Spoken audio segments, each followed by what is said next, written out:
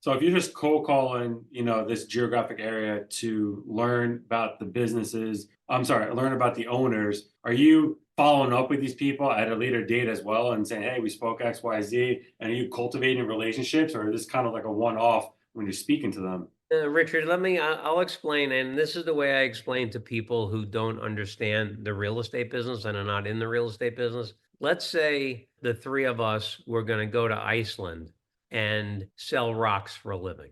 Okay. What would we do? We would go and we would make up a list of everybody that owns rocks. We'd make up a list of everybody that buys rocks. We'd study the rock market and figure out what types, how many of each type of rock there was, what rocks sell for more money, which rock sells for less money.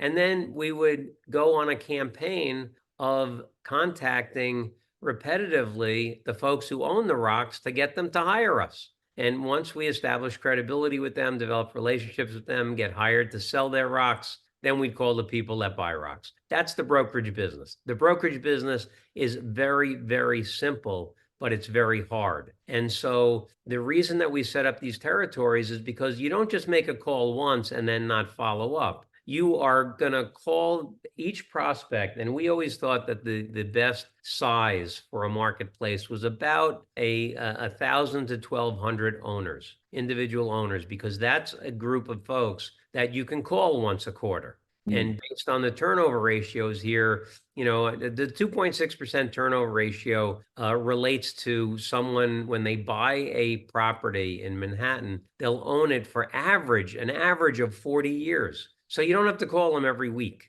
But once a quarter, we thought was enough to develop a relationship with them. But what we did is we called them once a quarter. We sent them a piece of hard mail once a month. We then, when email became popular, we'd send them an email once every week, every 2 weeks, or every month. We'd send them text messages. You're constantly following up, trying to break folks down.